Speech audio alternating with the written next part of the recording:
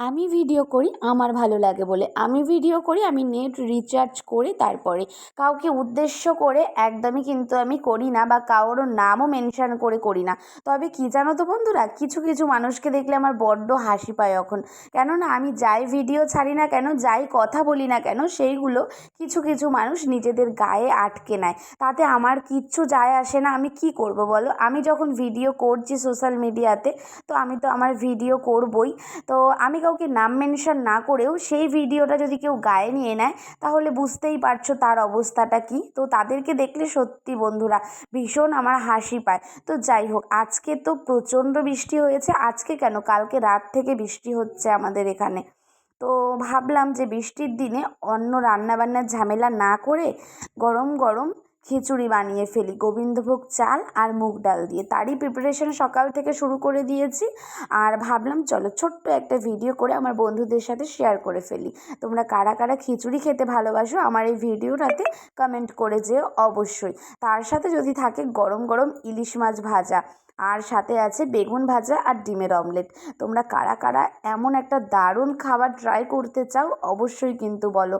তো আমরা তো বেশ আনন্দ মজা করে খেয়েছি, ভাবলাম চলো আমার বন্ধুদের সাথে একটা ভিডিও শেয়ার করে ফেলি।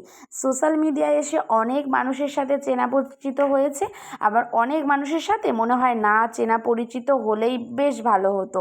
তো তোমরা বৃষ্টির দিনে খিচুড়ি খেতে বেশি পছন্দ করো, নাকি ভাত, বিরিয়ানি, ফ্রায়েড রাইস, কী পছন্দ করো অবশ্যই জানিও। আর খিচুড়ির মধ্যে একটু আলু না দিলে বা সবজি না দিলে ভালো লাগে না কিন্তু। তো আমি কিন্তু দারুণ একটা টেস্টি টেস্টি খিচুড়ি বানিয়ে নিয়েছি। আর ফোড়নে দিয়েছিলাম 5 ফোড়ন, তেজপাতা, শুকনো লঙ্কা, আর দিয়েছিলাম আদা, জিরে বাটা আর টমেটো দিয়ে মশলাটাকে ভালো করে কষিয়ে নিয়েছি। আর এখানে চাল ডাল দিয়ে ফুটিয়ে তার মধ্যে লবণ হলুদ দিয়ে ভালো করে সেটাকে ফুটিয়ে নিয়েছি। এবার মশলাটা কষিয়ে নিয়ে আমি কিন্তু দিয়ে দিয়েছি চাল ডালের মধ্যে। দিয়ে দেখো ভালো করে মিক্স করে নিয়েছি। আর হাঁড়িতে না ভালোভাবে রান্নাটা করা যাচ্ছিল না, ওই জন্য আমি এবার একটা বড় গামলার মধ্যে পুরো খিচুড়িটা ঢেলে নিয়েছি। এবার বেশ খানিকক্ষণ ধরে আমি ফুটিয়ে নেব, আর এর মধ্যে দিয়ে দেবো ঘি। খিচুড়ির মধ্যে ঘি না হলে কিন্তু একদমই জমে না। তো দারুণভাবে আজকে খিচুড়িটা বানিয়েছি। তোমরা কে কী রান্না করেছো অবশ্যই কিন্তু কমেন্ট করে জানিও। আর হ্যাঁ, তার মধ্যে দিয়েছিলাম ভাজা মশলা, যেটার মধ্যে ছিল গোটা ধনিয়া, গোটা জিরে আর শুকনো লঙ্কা। সেটাকে ভালো করে কড়াইতে আগে ভেজে নিয়েছি, ভেজে তারপরে গুঁড়ো করে ওপর থেকে একটু দিয়ে দিয়েছি। চলো খিচুড়িটা তো হয়ে গেছে, এবার তো গরম গরম ইলিশ মাছ আর বেগুন ভাজাটা করে নিতে হবে, আর ডিমের অমলেট, তাই না? আর আমার মেয়ে তো ওই দিক থেকে আমাকে বলেই যাচ্ছে আমাকে খেতে দাও, খিদে পেয়েছে। তো বলেছি সোনা একটু ওয়েট করো, গরম গরম বেগুন ভাজা আর মাছ ভাজা আর ডিমের অমলেটটা বানিয়ে ফেলি।